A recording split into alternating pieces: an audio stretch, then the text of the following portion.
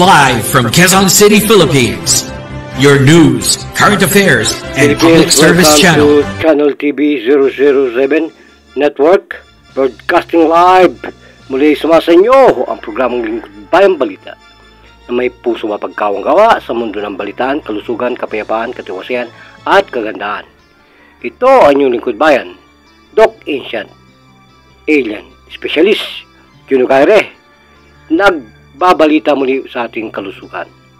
Tungayan po natin at muli ay buksan ng ating po mga isipan at pananaw ukol po sa mga suggestions, question na muli po ay paulit-ulit at nagbabalik ang mga katanungan ito.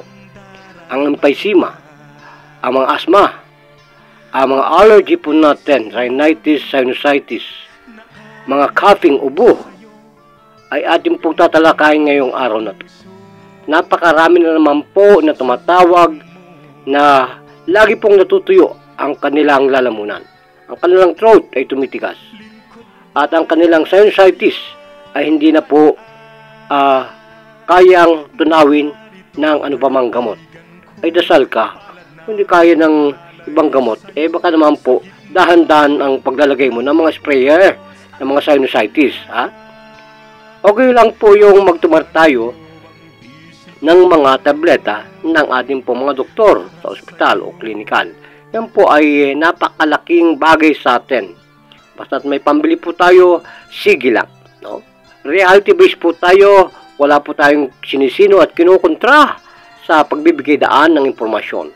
Malapay, ating pong subukan ng lahat kung ito po ay hiyangan sa inyo. Wala po tayong pag-usapan at tingnan po natin itong isang ito.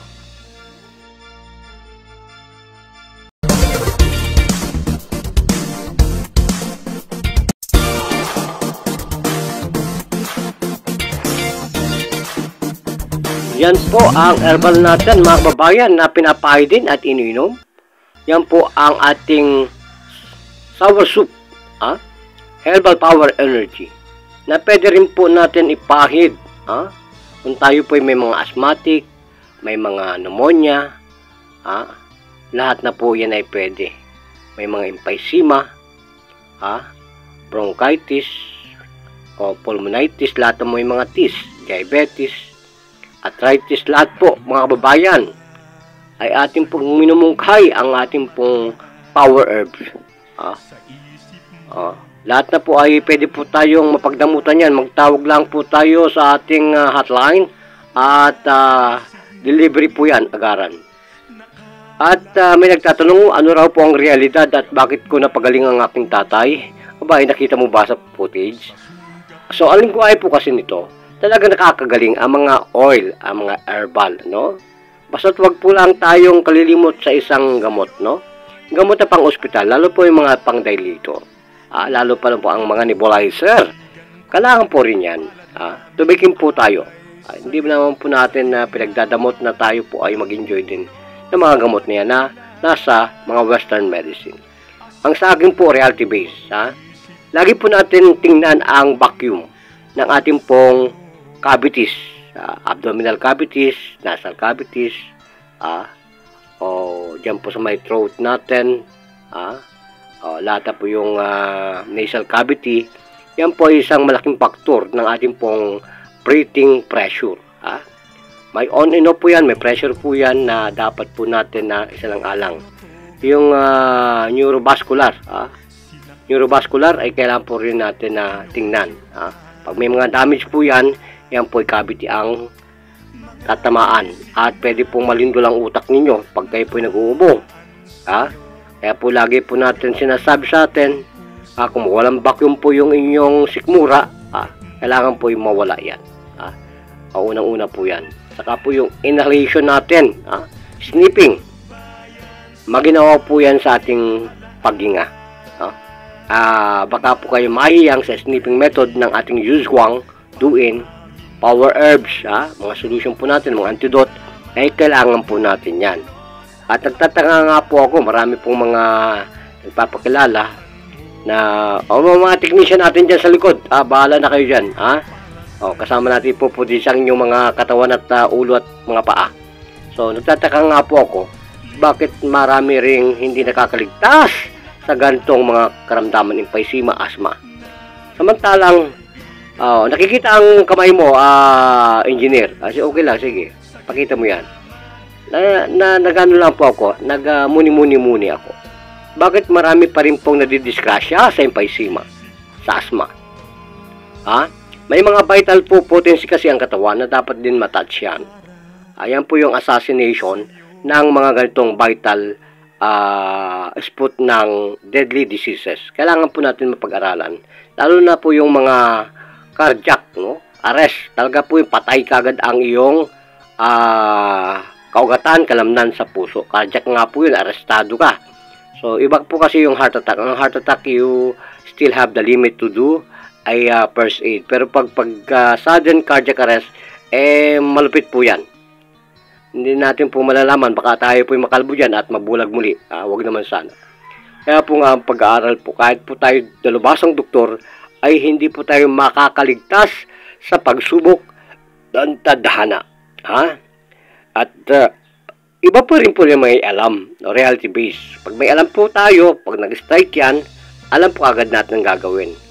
So, lalo na po kung baguhan lang, kahit po tayo assassin na mediko, at nag-strike po ang ganyang karamdaman, medyo yayanig din po ang inyong dibdib. Kaya po kapag tayo ay nasugatan na bilang isang militar, bilang isang pulisya o army, navy, naval, at napasalaban na po tayo sa mga disgrasya, sa mga gera, wala na po yun. Technical na ang ating katawan, paranoid na sa ganyang mga senaryo. At makakapaglingway po tayo, makakapagpayo sa ating mga mahal sa buhay kung paano natin ilalagak ang mga first aid na tinatawag, mga cardiopulmonary resuscitation. Kailangan po lagi pong may assassin technique, no? Potency ng mga vital spot ng potency ng katawan. Matindi po yan. At kailangan po natin mapag-aralan. Paulit-ulit po natin nagsasabi sa mga masters ng domination ng lahat po ng mga martial arts. Magturo naman po tayo ng mediko. Huwag lamang po yung isang angle natin na lagi na lang self-defense, no? Kaya po pag may inatake sa puso, wala. Call 911. Wala lang pong rescue. Tigilan po natin yung mga senaryong ganito siguro. At magbigay po tayo kahit mga 1/4 lang ng mediko. Yan po ang kulang. Ang dami po nagiyakan. Kaya ko po nagawa ang ganitong footage at paulit-ulit ko po natin na binabahagi kahit na nung pandemya ay binabahagi po natin kung gaano po tayo naging isang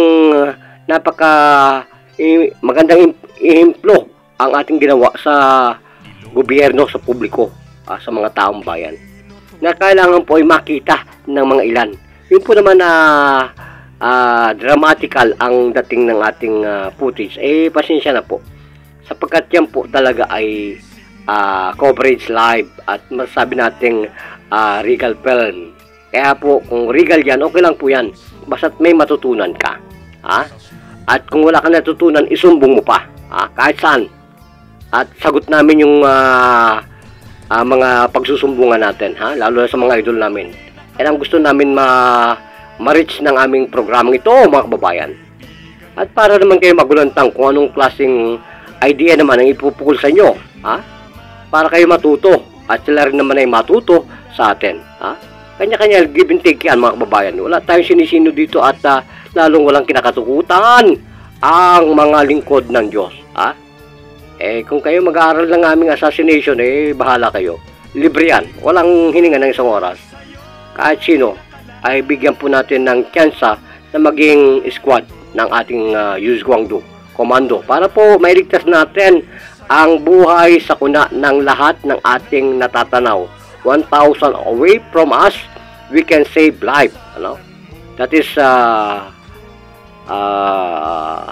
tantamount of being a good servant. Yan po yun. Equivalent na tayo po ay talagang charity public servant. Charity na public pa.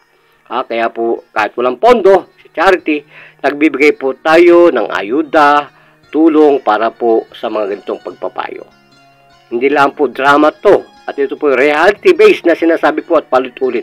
Yung vacuum po natin ng cavities at tanggalin po natin yung mga muscular defective dyan po sa ating muscles, sa mga kaugatan. Nandyan po yan. Kaya po release ng vacuum ang ating pong diaphragm. Pag hindi po yun nawala, kahit anong pahid mo, kahit anong klaseng inom mo pa na mga antidote niyan, ng mga antibacteria natin, lalo namang sa sinusitis, rhinitis, mga bronchitis, lahat po, asthmatic, emphysema, ay nako, Diyos ko po. Kailangan po may pangtanggal din po ng dumi, o yung mga bowel natin na matitigas sa tiyan.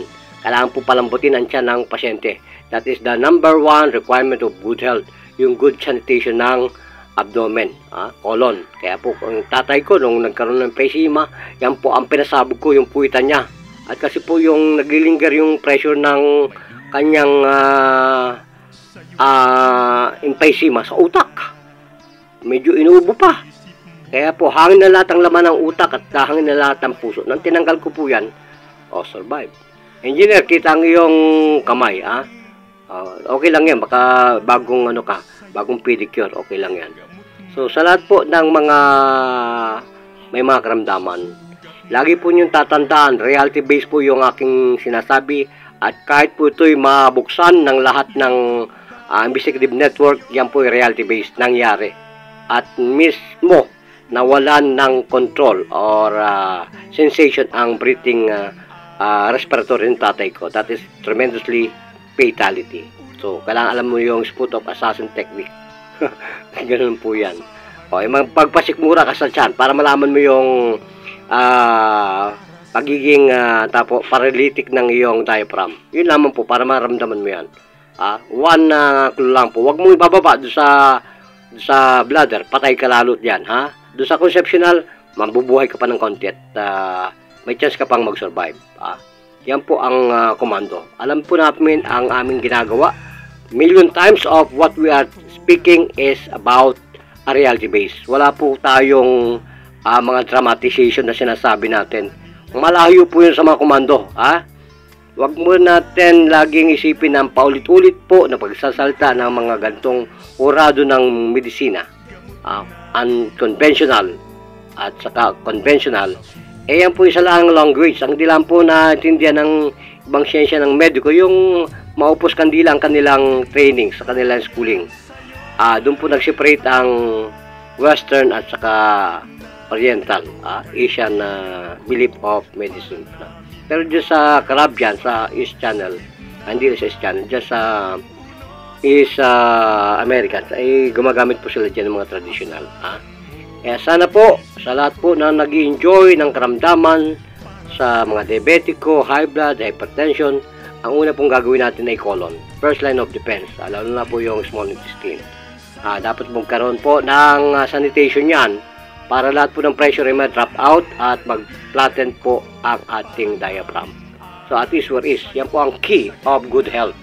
Kaya sana po, sa lahat po ng naglilingkod bayan, andyan po sa unang footage ang ating herbal, ang ating katuray, sour soup, na ating pong minumungkawi, power energy drink ng ating pong herbal. Ay matatagpuan po yan dito po sa ating headquarters, Barangay Mayamot, Pagray, Unit 6, Sitio Bagong Barrio, Sampaloc Street, Antipolo City. At meron din po dyan sa Taytay, Bato 2, Bato 2, at saka po sa Teresa, sa Naik, Dalig, okay. Nandiyan po at hindi pa ino-open po yan sa publiko sapagkat nasa ano pa po yan, negotiation pa ng mga guardians, officials and Supremo. So sa lahat po ng atin at magbabalik po ang programa sa ating studio. At yan po ang Lingkod Bayan, ay muli po kami magbabalik at muli po ay nagsasabi, mahal po kayo ng programa. At I want to say it again, we love you all Philippines. Doc Ancient Juno Caire, signing off, mabuhay!